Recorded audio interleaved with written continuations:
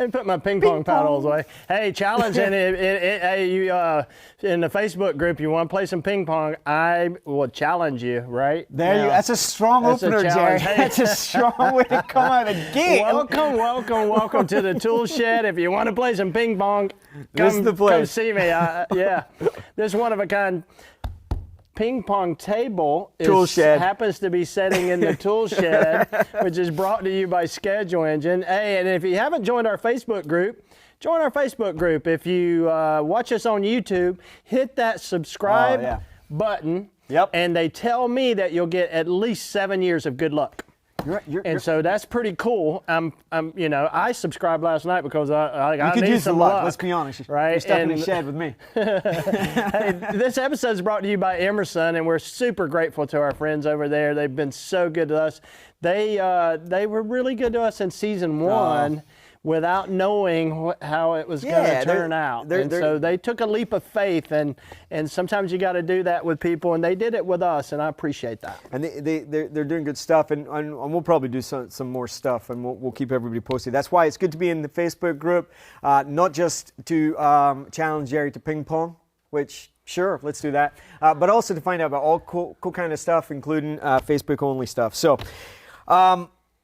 it's deep dive day, and you spoke, Jerry, on North Star vision, and you sort of laid out the how-tos and how to get there, the principles, timeless stuff, and it's such an important thing. And we're in the trades, and it's kind of a woo-woo thing to talk about, like vision boards and all that. But here's the thing.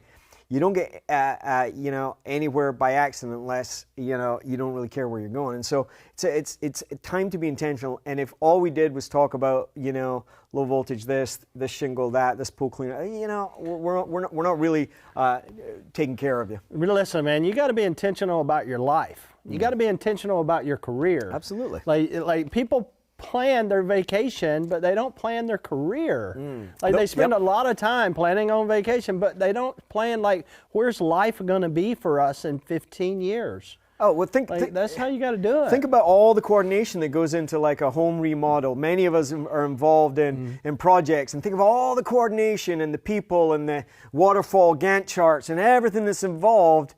And then think about how much you put into your financial thought. Think about how much you put into your life. And so, yeah, it's real, right? You owe your career, you owe your family as much, if not more than that. So I kind of thought what we would do is take what you were talking about, and then I'll sort of share, for me, an exercise that was super helpful in clarifying what I want my vision to be. Because sometimes, people are like, "What do you want?" I don't know. I'm just living my dream. I'm already consider myself the luckiest cat in the trades. And there was an exercise, and I'm pretty sure it's a Covey exercise. If you know me, I'm a big Stephen Covey fan. But it may have been someone else. But it's this idea that all of us get a span of time. And none of us really know, when our number's up. We don't, right? And that's why, we work hard, be good humans, right? And if we're lucky, at the end of our time, there'll be some people that will remember us.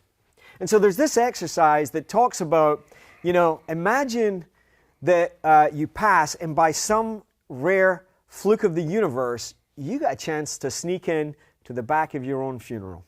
So picture it, and go ahead and picture this. And picture your local church or your local spiritual center, or wherever you plan on having that end-of-life celebration. And go ahead and picture it. And then picture the podium up front and all the back of the heads of people that have come to celebrate your time. And now imagine that there's 3 people that get to come up and speak. And they're going to give three eulogies. The first one is going to be a colleague. The second may be a child or family member.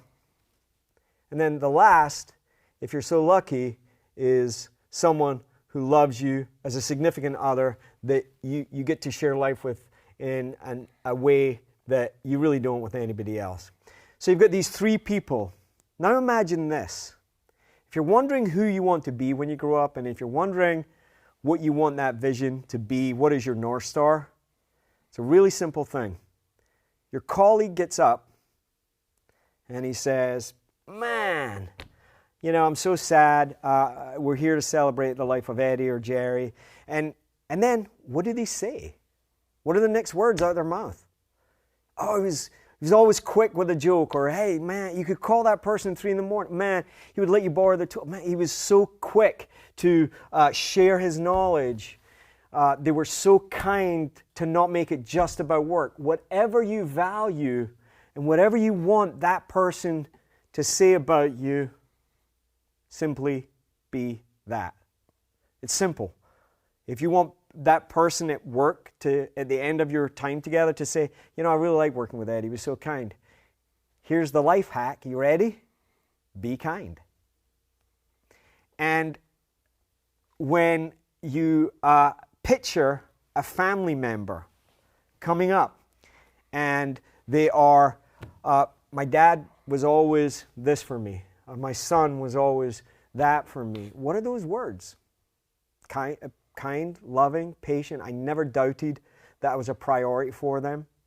Remember, we say we value all kinds of things, but what I say is don't tell me what you value, show me your calendar. And that's going to hit some of us this morning a little hard, but we talked about keeping it real in the shed, right? And so what would your family members say?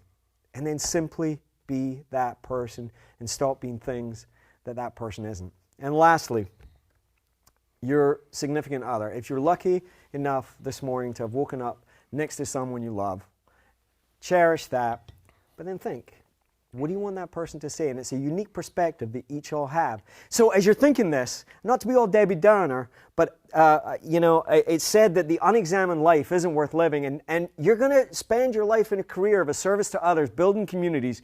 It makes sense that you only take the time to build your own life too. And guess what? You can start today. I don't care if you've got a trail of dysfunctional relationships behind you. Today is a new day, and we have the opportunity to be who we always knew we could be. Somebody in this universe is better because you're here. So what do you want that person to say? So those are the three eulogies. And just in case you're thinking, well, that's, a little depressing. I remember I heard a story of a father and son builders. And the father was meticulous. He was one of those craftsmen, Jerry. It's like there was only one way to do things, and that was the right way. There was no shortcuts. And the son, didn't quite get it. And kind of, quite frankly, thought the dad was a little over the top.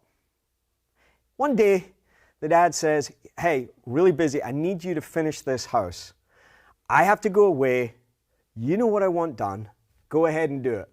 So the dad takes off. The son's building the house, and he's not, that old cat, he's not going to see what's behind this drywall. We'll just cut some corners. Here, we'll use this. We don't need that. That's too expensive. Let's do it this way. And he goes through, and he does that with the electric. He does that with the plumbing. And you all know these hacks. And he does it with the drywaller, and he does it with the roof. A little cheaper. Get it just a little cheaper. Easier. Yeah. Because, it's a house. It's fine. It's not. And it gets finished, and the father comes back. And he walks through it with his son, and his son's like, yeah, look how good it is. And the father says to the son, I'm so proud of you, and I wanted to give you something. I wanted to give you this house. So here's the thing. Each one of you today is building a house that you will live in. And it's up to you whether you want to take those shortcuts or you want to live in a house on a strong foundation that is filled with joy and leaves a legacy in a neighborhood for a long, long time. We care about the trades in the tool shed, but man, we really care about you. We care about your family, and we care about how you experience life. It's a hard job. There's not that many people that really get it. So if you're in the trades, if you're one of the blue collars, brother and sister, today, make good choices. Everything that we talked about in the huddle, Jerry, this is just a huddle. Where's the game? Hey, you got to go play the game. Hey, that was very good. I'm gonna give you a clap on that one. I appreciate that, man. That was really, really good. And hey, take the time to do that. Think through that. It's not like you don't spend 3-4 hours a day behind a windshield, right? You got time to do some thinking. It's like you say. You can hear all this and you can think that's a cool story, but really the rubber hits the road out there. Yeah. And so today, the message from Jerry, the message from me, from all the people that have put these turtles on posts, and all the people that have shared everything we've learned came from someone else.